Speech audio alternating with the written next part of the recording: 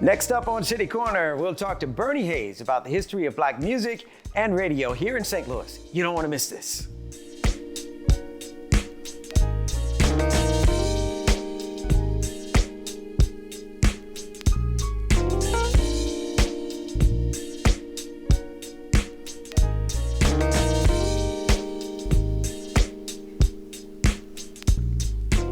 Welcome to City Corner. I'm Tim Lampley. I'm sitting with someone whose impact on black music and radio here in St. Louis is one for the history books. His name is Mr. Bernie Hayes. Thank you, Bernie, for joining us today. Tim, thank you for inviting me. So nice to see you. Is there anyone in St. Louis who knows more about the history of black music and radio than you do? I'm sure there is. I just can't think of anyone off the hand. Perhaps Doug Eason. And Jim Gates is up there with me, you know. Yeah. So let's give people a little more background on you. Born in Florida, but raised in Chicago. Yeah. You have more than 50 years experience in print and broadcasting. You developed an interest in radio after serving some time in the military. What attracted you to radio? Well, actually, Tim, I didn't want to work. When I was in grammar school in Chicago, I was only in Florida. I was born in Florida. I was only 3 weeks, so I was all raised off in Chicago. But I used to see people in my neighborhood, my community, going to work, catching streetcars and buses in this cold winter time, going to factories and so forth. I said, I don't want to do that. And yet and still every morning when we got up to go to school or wherever we were going to go, we'd listen to these people on the radio tell us the weather forecast. I said, that's what I want to do. They're all ready to work. And they don't seem like they're working that hard. So I decided I wanted a career in radio. That was it. Listening to the weather was what inspired you. Yeah, it was cold. Cold in Chicago. Blizzards in Chicago. It still is sometimes. Yeah, certainly. You came to St. Louis in 1965 and worked for KATZ and started the first black radio talk show in St. Louis. You would go on to hold executive positions in several other radio stations, including WESL Music Radio in East St. Louis, and you made waves in local TV as well, hosting Soul Brotherhood and Black in print. Is that right? No, Black Circle Hours. Yeah. Is that correct? Yes, I was also on Channel 2. I was weatherman at Channel 2 for a while. And then in print, you became a columnist for the award-winning St. Louis American newspaper. 3 times. And the author of The Death of Black Radio, right, where you explore the power of black music and culture. In your opinion, black radio, as it was in the 1960s and 1970s, really no longer exists. What killed black radio? Well, the corporations killed it. You know, the corporate structure killed it. The conglomerates killed it. See, we were personality radio. We choose our own records and we did things for the community. But the conglomerate started buying all these stations up there. And deregulation came about that people can own more than one station and in one market. So that's what killed it. You wrote in your book, The Death of Black Radio, personal perspective on the story of America's black radio personalities. So you wrote in the book that today's you see jocks that were not. Let me put this another way. Right. That in the early years are nothing like today's years. You say jocks were not only appreciated and respected, but in some cases revered. And you kind of explained that just a few minutes ago, because there were so many personalities. They really brought the voices of the community out, right? Precisely, yeah. We were of the community. We were the community. Like I said, we were almost like icons in the community because we got the information to the people. You know, we partied with them. We went to church with them. We were part of the community. We were the community. And so as years passed, like I said, after conglomerates took over, all that changed, that's faded, changed away. And people weren't really able to get news from about the black community. Right. Like maybe they are today with maybe if you turn to some of these stations. At one point, Black Entertainment Television had Black BET News and things of that nature, but you didn't have that. Precisely. And we were the personality. We were the spokespersons for the community. We were. But I didn't come here as a talk show host. I came as a disc jockey because I had a degree in journalism, but I couldn't be a journalist because of the fact that nobody would hire black people to be journalists. So I was a disc jockey, and that's why our connection was to the community, playing the music and being among them in the evenings. See, we didn't get the money that the white disc jockeys made. So we had to do record hops in the evenings, just supplement our, complement our salaries, you know. It was terrible, it was hard. We didn't belong to the unions. I tried to get KTZ to try the union in 1965, but got in trouble for that, you know, but it was a necessity that we supplement our incomes by doing record hops in the evening. And we were with the people at that time. We're going to talk a little bit about you getting in some good trouble. Mm-hmm. Three or four times. Yeah. As we talk about, but let's talk about some of the voices that also brought the news to the forefront, black news, in your day. Some of the contemporaries and people who came before and during the time that you were there. Let's talk about Gentleman Jim Gates. Jim Gates. Yeah, brown-eyed Scorpio. Yeah, there you go. And some of the other personalities. Well, Doug Easton, they called him the Leprechaun. You know, we all had nicknames at that time. You know, I was a Great Black Hope. The Great Black Hope. Yeah. Tom Joyner at that time was with us too. Tom Joyner joined us at KWK.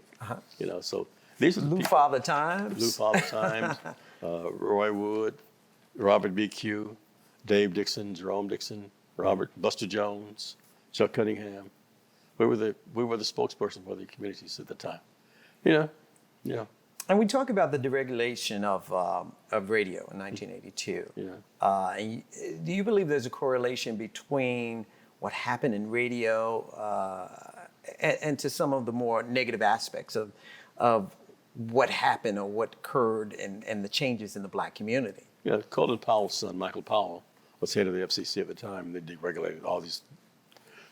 Through the Reagan years, 1982 is really when it happened. They deregulated all these different companies to make it powerful and probable for big conglomerates to own everything. Newspapers, television stations, radio stations in one market. So they dominate the whole market. But we didn't have the money. Black folks didn't have money enough to do that. So that's what killed black radio at the time. We weren't programming to the community like we should. They were doing it from Dallas, Texas, or New York City, or Charlotte, Virginia, you know, Hampton. But radio also started to allow much more than it had in the past, right? Some of the as you said, there were certain records you couldn't play back then at one point. Well, that was part of the deregulation. Yeah, but we still were very respectable ourselves of the community. We wouldn't play a record that was banned anyway. It wanted to be banned. We loved our people. We still do. Yeah. And the effect, though, that has on a community who is no longer hungry for their history, on who are the leaders of their town and what's, what was important, as much as just maybe some of the music of the day that maybe wasn't the most positive. The conglomerate owners, those people thought black people would rather boogie than learn.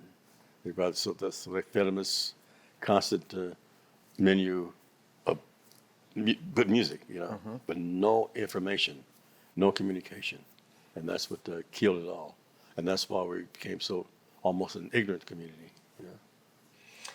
To talk more about your journey, back in the day, you were an artist too. Mm-hmm. Yeah. I was listening to a song of yours yesterday called Cool Strut. Cool Strut. And it was written by, was it Gene Anderson? Gene Anderson, Bernie Hayes, and Charles Hayes. Yeah. Gene Anderson is called now the Poo Poo Man. Your recordings were through Vox Stax Records out of Chicago, Vote. right? Yeah. Vote? Memphis, Tennessee. That's also where Otis Redding, Isaac Hayes, Mark Hayes, staple singers were. How well did you know them? Very well. I knew them mostly as a disc jockey, not as an artist. But I played their records and so forth. And then when I became an artist for Stax also, that was even just icing on the cake. Albert King, I was his manager at one time, Otis Redding, we were all good friends. We were all good friends. And Stax, it was like a family, yeah. And of course, as a disc jockey, your influence of black radio in St. Louis was very strong. You were privy to the start of many careers here in St. Louis, famous musicians, like Oliver Sane. Oliver was a very good friend of mine. Yeah, he was my wife's producer, and but Oliver never got the recognition that he was due. Also, he was respected, but he wasn't recognized internationally like he should have been. He made the careers for so many people here. No St. Louis recording artist probably made it without the help of Oliver Sane. Yeah, he was just that influential. Talk to me about your connection with Chuck Berry. Well, Chuck and I were friends. I was a disc jockey. He was an artist, and he would love to come to the station and so forth and get his records played. But I was playing Chuck Berry in 1956, you know, when he first burst into the scene with Chess Records. So we just happened, when I happened to move to St. Louis, he happened to be here, and we got together occasionally. Shirley Brown. Shirley, East St. Louis, Illinois. East St. Louis, Yeah. Woman to Woman. Woman to Woman, yeah. Another Oliver Sane. A million hits selling. Another person Oliver Sane helped and respected. He brought Shirley Brown out. He's the one. See, Shirley was singing mostly gospel at the time. But Oliver, with all these wonderful arrangements and so forth, he's the one that made Shirley Brown. And she took off. Was she living in East St. Louis when that hit occurred? Brooklyn area. Brooklyn, Lovejoy, one of those areas. Yeah. But East St. Louis, yeah. Mm-hmm. She did. What about, the Montclairs? Yeah. East St. Louis group. Well, actually, a couple of them East St. Louis, but they're a St. Louis group, actually. Okay. Oh, yeah. In fact, they're still around. Phil Perry left and went to California, but the rest of them. The lead singer. Yeah, yeah, but the rest of them are still here. Yeah, Dave and the rest of them are right in St. Louis right now. They're a pharmacist. He's a pharmacist. The city was very proud, I hear, when they hit, as many of the others that are from this area. Van, Mel, and Tim, another one that really made it big from St. Louis area. You know. Shirley, the Montclairs, they were just wonderful people. And then there's UV Hayes. Yeah. She's very close to me, yeah, my wife. Talk to me a little bit about her career.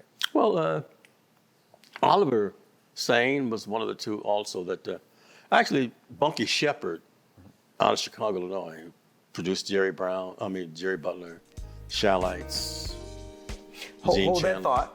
We're going to continue that. Okay. We're going to take a quick break, and we'll be right back to talk more about St. Louis artist and Bernie Hayes, who is a pioneer here in the music scene in St. Louis. We'll be right back.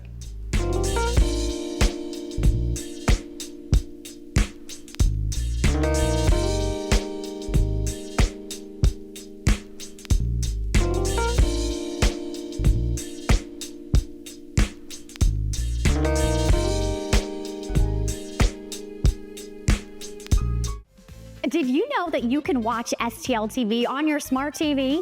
That's right. With the new STL TV Now app, you can watch STL TV at home without a cable subscription. And that includes our live broadcast channel as well as video on demand content. We have apps for Apple TV, Fire TV, and Roku. You probably have at least one of those at home, right? But this one is a Fire TV. Now listen, it is really easy to get started. Just find the App Store on your TV, then search for STL TV Now. Select it and click to install. And in just a few seconds, you are enjoying STL TV's great programming such as City Corner, Inside Sports, City Government, and public interest coverage. Or, my personal favorite, In the Kitchen.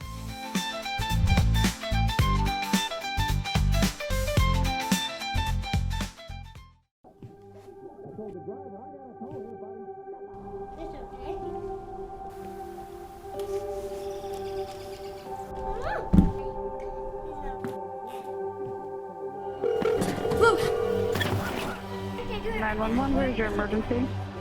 Everyone's on their way. What happened? Your friend's not breathing. She's dead? Yes, please get my mom and dad. Oh my God!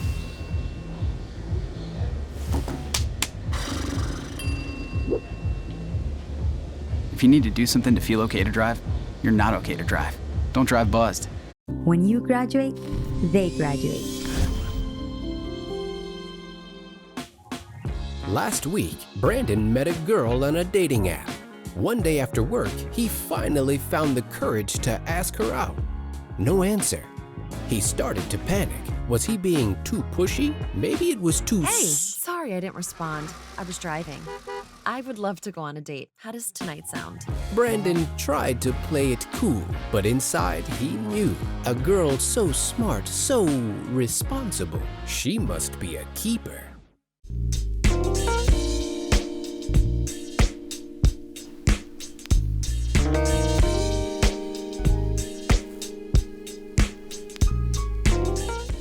Hey everybody, and welcome back to City Corner. I'm Tim Lampley, and I have the distinct honor of sitting down with Mr. Bernie Hayes, who is a radio pioneer and the author of The Death of Black Radio. But before the break, we were talking about some of the artists that became famous from St. Louis, and also about your wife, who's also an artist. Yeah. So talk to me about UV Hayes. Okay, Bunky Shepard, who was with VJ Records at one time, and also the person who brought us Duke of Earl, Gene Chandler, and so forth. People don't know that. Duke of Earl. Yeah. Duke. Well, Yes. he produced UV Hayes, our first record, BYOM and different things. And we recorded in Memphis, Chicago, New Orleans, Detroit. Stevie Wonder's on some of our songs. On some of your wife's songs? Yeah, Oh, because of Bunky Shepard. Awesome. And then Bunky came ill, and Oliver Sane started producing UV. And now she's produced by Tom Washington out of Chicago, Illinois, and James McKay out of East St. Louis, Illinois. But Tom Washington is also responsible for Gene Chandler, the Shallites, Jerry Butler, Billy Butler, the Staple Singers, the Emotions. There's so different many. Jeez. Yes, these are producers. And on some of our records now, the Dells, on some of our recordings, the Emotions are on some of our recordings, the backup singers. Were these all part of the Stax family? No. to This some degree? is current. This is happening right now. Yeah. All these people are on our current recordings. Yeah. Oh. Yeah. Okay. But, Oliver Sane was really also did so many things for UV Hayes that it's immeasurable. Yeah. We're going to get back to some of the artists in a few minutes, but things weren't all gravy in the early years of black radio. In fact, during the 1970s, 72 and 77, you took a stand and led protests with colleagues, paving the way for many black-owned radio stations and their employees. What inspired you to do that? Maybe tell us a little bit about that protest. It was pride, for one thing, and it was anger. We weren't What were you angry about? not getting the money and the recognition that we deserved. Like I told you earlier in this segment, last prayer segment, that we were perhaps getting $150 a week, and white disc jockeys at the same era were making $300 to $500 to $700 a week, doing the same thing. And then I was a music director and program director at KKSS at one time, and white disc jockey was making more than me, and I was his boss, so I had to sue them for that. EKOC. Scotty Lawrence and Helen Hagen and I, we took a stance against that. We won that suit. In fact, Magic 108 was named Magic 108 because of a suit that we filed against KKSS. So they just changed the call letters to make people think that they'd won. But KATZ, KWK, KRL, we took stance against all of those because, and KATZ, when I first came in 1965, I came here from San Francisco, KSOL in San Francisco, and I was a member of IBEW and also APTRA. So when I came here, I noticed that my salary was $150 a week, which wasn't really that much money at that time. But the other disc jockeys were just happy to be working, But I told them, I says, we should be making at least $300 to $500 a week, like everybody else is making, so a part of the union. And so I brought the union into KATC, and then I got in trouble for that, so I went to KXLW. But then this guys voted the union out, and they went back to right where they were. That was pretty tragic. It was kind of sickening. As we were talking in the green room prior to this, you mentioned show business, Yeah. It's a but you business. emphasized Business. business. It's what it is. It's show business. Yeah, and you know, I don't want to be scattered all over the place here, but black radio has never received the recognition that it deserves. We did so much for the community. We did so much because we love the community. We're part of the community. It was our community. And but that was never recognized. It was always treated like a stepchild. You know, that's why I started the National Black Radio Hall of Fame. But in communications, I started a talk radio show in 1979, 1980 here in St. Louis, Missouri. Before that was all music. But people were screaming about what was happening to them. The properties were being taken by eminent domain. You know, they weren't getting jobs. Percy Green had to climb the arch in order to be recognized, get black folks working there. And so it's time for people to take their own destiny in their own hands, you know, take their own leadership, and they elect their own leaders and so forth. And that's why I started Black Talk Radio. And it became such a hit the first 3 or 4 weeks that it was just unbelievable.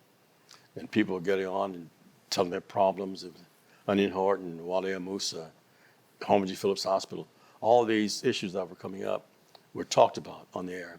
And that changed the community positively forever, I believe. Yeah. What has changed now when you look at the industry? Has it gotten better or worse? Well, for black people, it's gotten worse. For conglomerates, it's gotten better, much better, because they have no problem doing what they want to do. But for the African American community, they cut off all their communication. No information flowing now. There are 1 or 2 talk shows, I think, on the weekends, black, dedicated only 2 or 3 hours for the whole community to listen to one station to get as much information as they can. And you can't get much information in 2 or 3 hours per week. So it killed it. With satellite radio and everything, you would think there would be so much more information, not just music and entertainment, but real information that people need. Well, it's there, but people can't afford satellite radio. You know, people couldn't afford commercials. They couldn't afford. All these podcasts. And they couldn't afford a computer. That's why the libraries are loaded with people waiting to buy a computer. People watching us would think, oh, it's easy to go to the internet and so forth. But there are people who don't have access to the internet.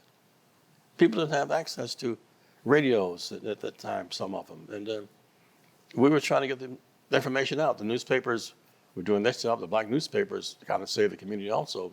St. Louis American, St. Louis Argus, St. Louis Sentinel. But it was radio that people could listen to. It was mobile. They could carry it with them when they left. And that information started to begin to flow.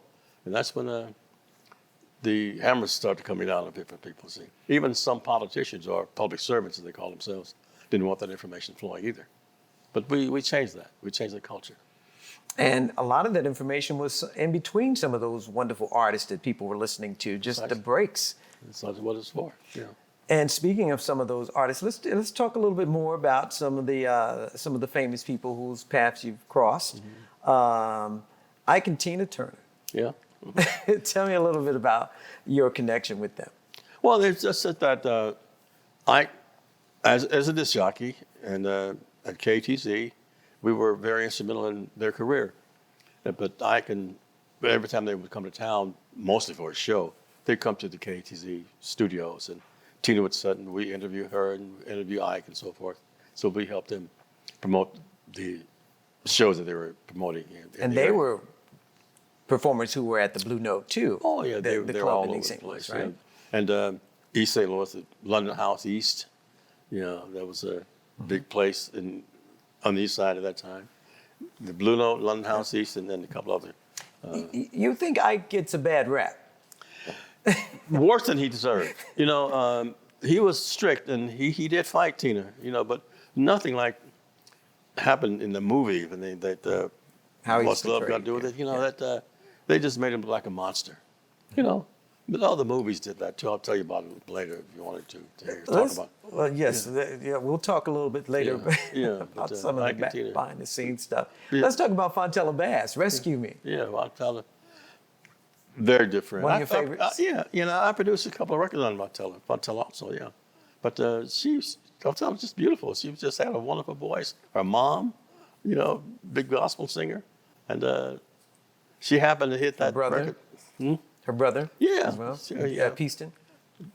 David Peaston was a very cherished person. And his voice was just like a bell, so clear. We have got to talk about Luther Ingram. If loving you is wrong, Luther Thomas Ingram, yeah. I don't want to be right. Luther was one of the first persons I met when I came to St. Louis in 1965. And he was from Alton, Illinois. And he was working as a waiter at the Blue Note Club. When I took Spider Burke's place at the Blue Note Club in 1965. And Loving You Is Wrong, I Don't Want to Be Right was his biggest hit. But he wrote so many other hits. He's the one who told me there was no record stores in Alton, Illinois. So it was because of Luther Ingram that there are now record stores in Alton. I opened up the first record store in Alton, Illinois, Music World Record Store. And Luther was always with me up there. But he was just a dear, dear friend, and his passion was music. All he wanted to do was sing. You know, he and his brother and sister were at the gospel choirs in the 60s, early to mid 60s. And he just went on as a solo artist and just soared and wrote so many other wonderful songs too. In fact, Respect Yourself by the Staple Singers was one that he and Sir Mac Rice wrote together. And big hit for the Staple Singers. Respect Yourself, Yes. yeah. As a media professor at Webster University, too, I'm sure you have some words of wisdom to share with up-and-coming professionals in this industry. What would you advise? Be steady to your craft. Be true to what you want to do. There's so many obstacles in the way, and people are going to always tell you you can't do it. Just ignore them and do what you want to do. Strive for it, as long as you're alive. That's the most important thing, is staying alive. So, but there's only one person. Each person is an individual. There are no two persons alike on this world, on this earth. And so, and they have a certain talent. They should pursue that talent, pursue that dream, and it'll come true. Pursue that talent, pursue that dream. Wise words indeed. Let's keep exploring the culture and the people who shape the arts that we know and love. To learn more, you can get The Death of Black Radio by Bernie Hayes, a personal perspective, the story of America's Black radio personalities. And visit the National Black Radio Hall of Fame. That's located on the campus of Harris Stowe State University. Mr. Bernie Hayes, thank you so much for joining us today. Tim, I'm honored. We got it done, didn't we? Thank you so We very said much. we were going to get together, and it took a minute, but we finally did it. We'll have to do this again. No, thank you so much. Thank you very I much. really appreciate your time. Thank you, Tim. And that's it for City Corner. I'm Tim Lampley. We'll catch you next time.